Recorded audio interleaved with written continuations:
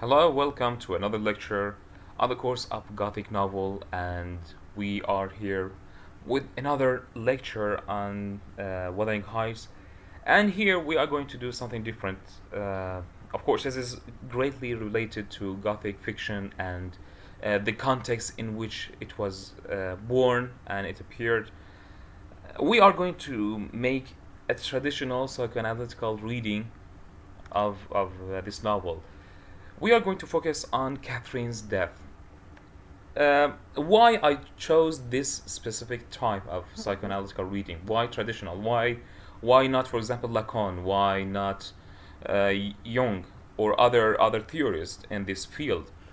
I consciously and deliberately chose the traditional type of reading because it perfectly reflects the context, the misogynist context, the patriarchal context in which the Gothic fiction appeared and was written.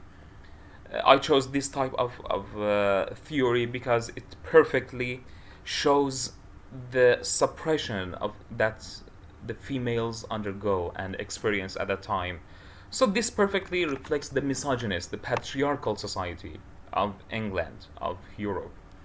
So this does not mean that I necessarily adopt this one, but this theory gives a clearer picture of what was going on and how females were treated.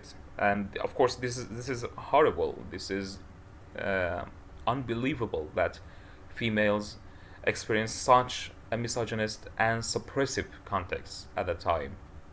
By the way, this analysis is borrowed from my paper published in a journal, and this is my own reading depending on Otto Weininger, and here we are going to see in detail.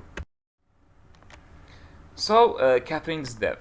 We find at the end of the novel, almost at the end of the novel, that Catherine dies. A violent argument between Edgar and Heathcliff sends Catherine to the sick from which to the sickbed from which she never really recovers. Catherine becomes ill, gives birth to a daughter, and finally dies. Heathcliff begs her spirit to remain on earth. She may take whatever form she will. She may haunt him, drive him mad, just as long as she does not leave him alone. So we find out that Catherine dies, and we might, perceive Catherine's death as something normal, as the death of any character, which doesn't really have any importance, which doesn't really reflect the context of that time. Here, I'm going to make a neo-historicist reading. Neo-historicism means that to think and imagine yourself living in the context, in the details, in the mentality of that time, of the time in which the novel was written. So here, according to a new historicist reading, we will find out something dangerous, something beyond normal death. This death represents an entire society, the nature of and the traditions and the customs of the entire society, the way the society perceived females. So let's go to Otto Weiningers. Otto Weiningers was an Austrian theorist. He wrote his famous book, Sex and the Character, and he committed suicide only when he was 23. He was 23 old when he committed suicide, and his book was really famous. He did a good job, and he had some influence on the coming thinkers and writers. So let's see this one. Otto Weiningers theorizes the social status of women in the 18th and 19th century. So here he talks about the social status, the condition of females at that time, in the time in which this novel, Wuthering Heights, was written. He believes that men are active or subjects, and women are passive or objects, and thus the latters are driven by sexuality. So here he makes a very clear distinction between males and females. Men are active, they are subject, they are the leaders, and women are passive and object, and they are the ones who always are under the power of the subject, under the power, under the leadership of the males in the society. And of course, this was the condition in which Wuthering Heights appeared. Thus, a woman remains passive until she is brought into existence by man's love. And so here it's really crazy that, and of course it is true, and even this might be seen and observed in certain societies. You may know well. Okay, I cannot name some societies, but I've experienced and I've observed and I witnessed such females in certain societies. So a female remains passive until she finds her existence, she finds her identity when a man loves her. So man's love brings that female into existence, gives her a solid identity. Man, through this process, creates an ideal image of himself when he loves a woman. He creates her and lets her remain in existence as long as man embraces his sexuality at the expense of his spirituality. And again, as long as the man loves that woman, he keeps her in existence.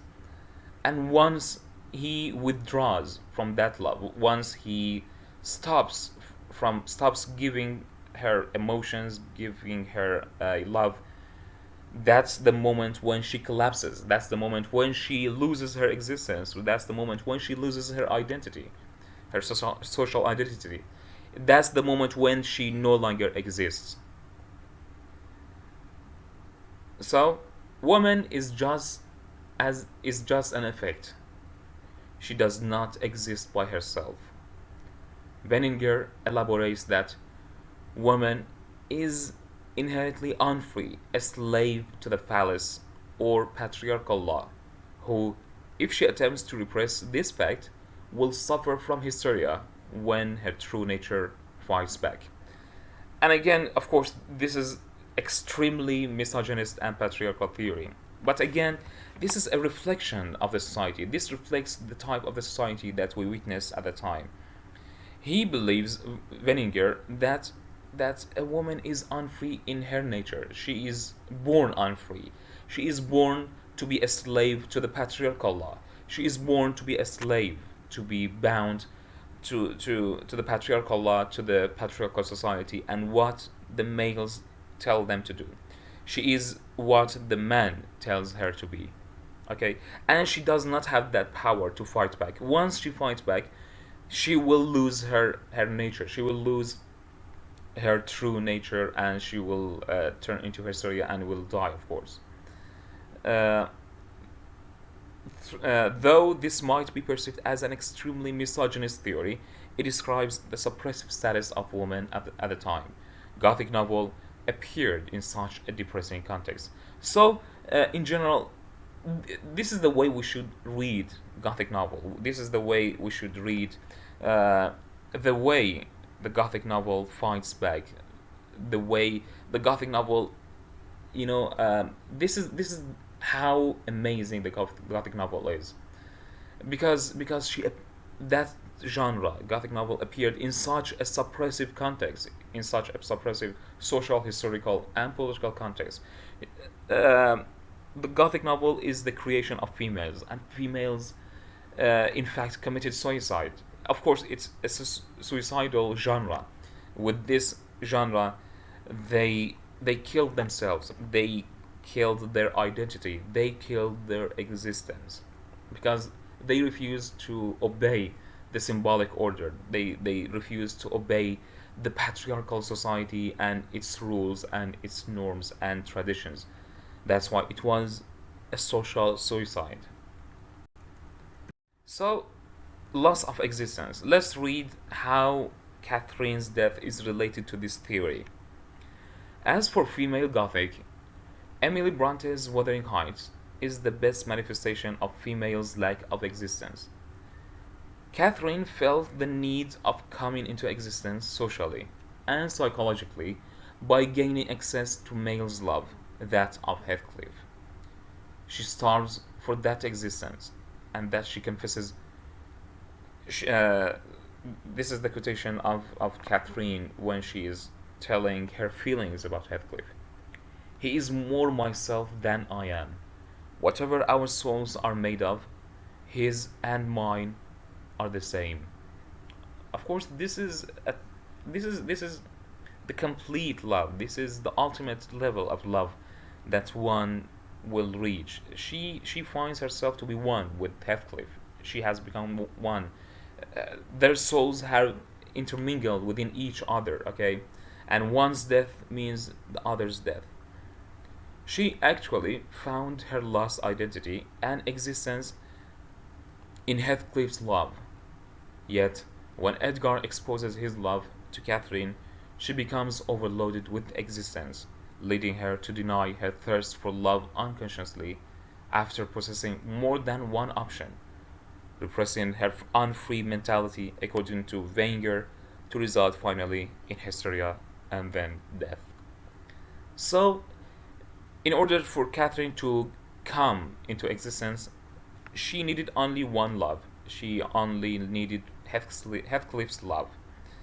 But when she found Edgar, she of course loved Edgar because Edgar represented her nature, her educated and sophisticated nature in some sense. Okay, she felt ashamed from the gypsy nature of Heathcliff, from the uncivilized nature of Heathcliff. That's why she loved Heathcliff for his free and ambitious nature. On the other hand, she felt ashamed that she might be criticized by the society in case she marries Heathcliff. That's why she married Edgar only to remain within the norms of the society. So she loved both Heathcliff for his nature and she loved Edgar for his social status, for his nature in the society, for his tradition, and for his following up with the society. So she only needs one love. But when she was overloaded with two loves by two men, she had two options. That that led to the hysteria of Catherine and finally to her death. This, in fact, exposes the ultimate suppression that females underwent at that society and how she suffered from the society. She needed only a hint of love in order to come into existence. That's why she found Heathcliff's love and finally was overloaded, was oppressed by Edgar's love, and finally this led to her death. First psychological death, and finally to her physical death. Uh, of course, this does not mean that I necessarily adopt this theory. I just made a presentation of this theory and how this theory represents that society, represents that context in which this novel appeared. So, thank you very much. Thank you for following up to this lecture. Please go back and watch the previous lectures in case you missed anyone. And thank you. Bye bye.